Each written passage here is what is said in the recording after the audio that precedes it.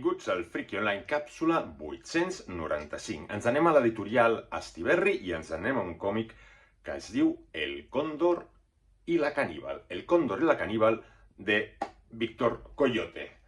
Víctor Coyote, el músic i tal, que també fa llibres, fa còmics, en aquest cas està com a autor complet d'aquest còmic que ens publica Astiberri.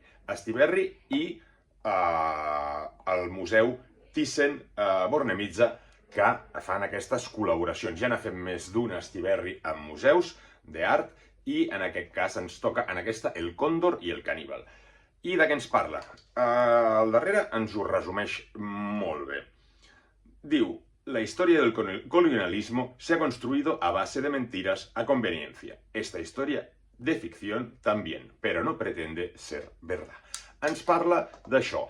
Ens dona un gir a lo que és el colonialisme, una visió que no és la històrica tradicional que tenim, a través de personatges ficticis i reals.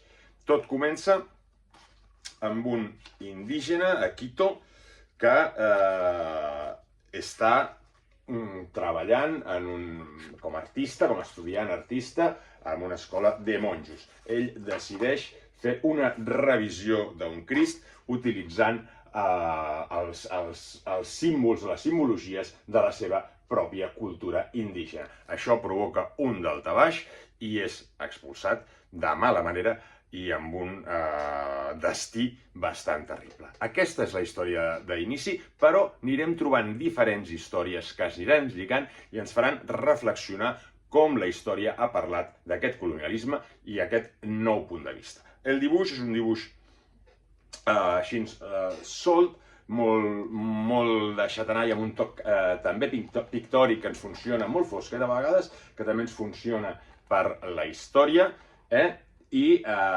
també, com bé us dic, també ens parlarà de pintors europeus, etc, i ens dirà parlant una mica de com, sobretot amb aquesta reflexió final entre dos pintors que han anat allà pintant teoria a la naturalesa, de com ja només amb la pintura, no només amb el que serien els escrits històrics, transformem la realitat que ens arriba avui en dia. Interessant, El Cóndor i la caníbal, aquesta nova combinació amb museus, en aquest cas amb el Thyssen-Bornemisza, no sé dir-ho mai, amb la Thyssen i Astiberri. Doncs ja ho sabeu, salut i a llegir còmics.